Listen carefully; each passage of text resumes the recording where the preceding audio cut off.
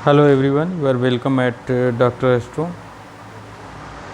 देखिए, कई बार जब डॉक्टर्स द्वारा किसी बीमारी को डायग्नोज किया जाता है तो उस बीमारी के होने के कारणों का पता नहीं चल पाता है। जैसे कि मान लीजिए कि किसी व्यक्ति के लीवर में कोई मेजर इशू आया, जैसे लीवर सिरोसिस जैसा कोई इशू अगर क्रिएट हुआ है, तो जब विश्लेषण करते हैं तो चिकित्सक के द्वारा विश्लेषण के दौरान जो है उस रोग के होने का कारण को समुचित कारण नहीं पता चल पाता है, क्योंकि प्राइमरली जो क्वेश्चंस होते हैं, अगर मान लीजिए कि लीवर से रिलेटेड इशू है तो एज्यूम किया जाता है कि कुछ न कुछ उसके जीवन में इस तरह का लाइफ स्टाइल हो, जैसे कि ड्रिंकिंग हैबिट्स हो या कुछ आड इवन ईटिंग हैबिट बहुत ज़्यादा हो, कुछ लाइफ स्टाइल ऐसा हो जिसके कारण से उसको ये बीमारी हुई है।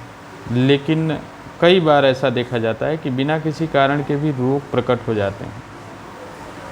तो जो भी देखिए क्या है कि हमारा जो बाह्य स्वास्थ्य है, जो भी हमारा एक्सटर्नल हेल्थ है, वो हमारे इंटरनल स्वास्थ्य का ही प्रतिरूप है। यानी शरीर के किसी भी अंग का स्वस्थ रहना या उसका समुचित कार्य करना इस बात पे निर्भर है कि जो एनर्जी उसके लिए रिस्पॉन्सिबल है, जो उसको ऑपरेट कर रही है, वो ठीक हो। अगर वो ठीक है और उसके साथ साथ हमारी एक्सटर्नल हैबिट भी ठीक है तो निश्चित रूप से हमको दिक्कत नहीं आती है। तो प्रॉब्लम्स हमारी एक्सटर्नल हैबिट्स की वजह से भी आ सकती हैं, इंटरनल कारणों से भी आ सकती हैं। लेकिन जब एक्सटर्नल हैबिट की वजह से समस्याएं आती हैं तो ईजिली डायग्नोस हो जाता है, और जब ये जो रोग हैं वो आंतरिक कारणों से निकल के आते हैं तो बिल्कुल आप आश्चर्यचकित हो जाते हैं। लेकिन अगर इसका विश्लेषण किया जाए तो आपके बर्थ चार्ट में निश्चित रूप से आप देखेंगे कि उसके साइड इफ़ेक्ट का कारण आपको मिल जाएगा। जैसे कि लीवर से रिलेटेड मैंने इशू का शुरू में चर्चा किया, तो इसके लिए जो रिस्पॉन्सिबल प्लैनेट होता है बेसिकली वो जुपिटर होता है। जुपिटर की स्थिति अगर ख़राब हो, छठे भाव में हो, पीड़ित हो, तो व्यक्ति को इस तरह के रोग होने की संभावना हो सकती है। और जो पूरा इंडियन वैदिक एस्ट्रोलॉजी है, जिसको पराशरी ज्योतिष शास्त्र कहते हैं, वास्तव में ये जो है एक डायग्नोसिस और ट्रीटमेंट का ही एक साइंस है, जिसमें समस्याओं की जो एनर्जी हमारे लिए प्रॉब्लम क्रिएटर है उसको प्योरीफाई कैसे करें और उसके नेगेटिव इफ़ेक्ट्स को कैसे मिनिमाइज करें, इसी पे ये काम करती है। यही कारण है कि आप हर बार जो एक्सटर्नल रीजन है आपको सारे प्रश्नों का उत्तर नहीं दे पाएंगे। जैसे एक व्यक्ति का खान पान बहुत सामान्य है लेकिन शारीरिक रूप से बहुत ही तंदुरुस्त है, अच्छा है, और एक व्यक्ति है जो बहुत सारे पैरामीटर्स को फॉलो कर रहा है, उसके बाद भी उसका स्वास्थ्य अच्छा नहीं है। इसका मतलब ये बिल्कुल भी नहीं है कि एक्सटर्नल रीजन रिस्पॉन्सिबल नहीं है, दोनों रिस्पॉन्सिबल हैं।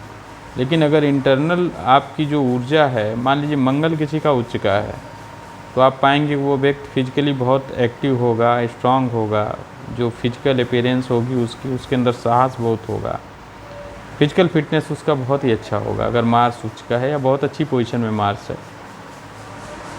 तो ऐसे ही अलग अलग ग्रहों का अलग अलग देखिए इम्पोर्टेंस है। 9 के 9 ग्रह हैं, 9 के 9 ग्रहों का पूर्णतः नियंत्रण हमारे शरीर के सभी अंगों पे होता है।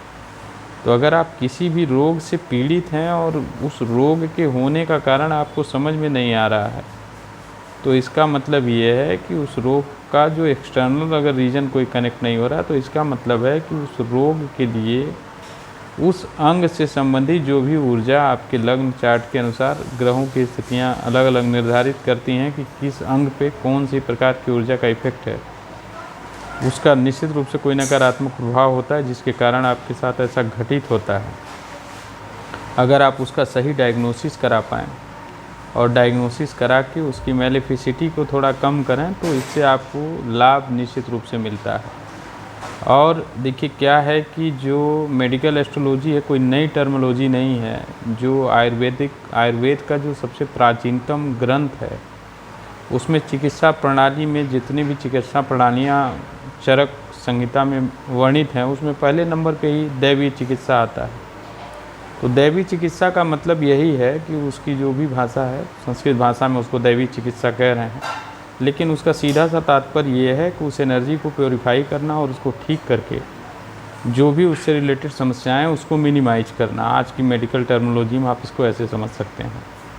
तो ये बड़ा ही गंभीर और उपयोगी विषय है, इसका प्रयोग करना चाहिए। अगर आप किसी भी रोग से ग्रसित हैं और आप उसके कारणों का आपको कुछ भी पता नहीं चल पा रहा है, तो ये सारे रेमेडीज़ और उपाय जो है निश्चित रूप से आपके जीवन में एक सकारात्मक परिवर्तन लेके आ सकते हैं। लेकिन ट्रीटमेंट के लिए हमेशा डॉक्टर्स पे ही आपको डिपेंड रहना है। ये क्या है कि ट्रीटमेंट में एक सपोर्टिंग टूल के तौर पे काम करेगा, कारण जड़ से ख़त्म होगा और जो भी इश्यूज एक्सटर्नल हैं वो मेडिसिन से कंट्रोल होंगे। तो इसका उपयोग, एक सकारात्मक उपयोग जीवन में किया जा सकता है। अगर आपके साथ कोई ऐसी समस्या है, कोई स्पेशल डिजीज़ है, तो आप उसका अपना डिटेल भेजिए एक बार कमेंट बॉक्स में। विषय अगर ठीक रहा तो उस पर एक डिटेल वीडियो बनाया जाएगा। Thank you.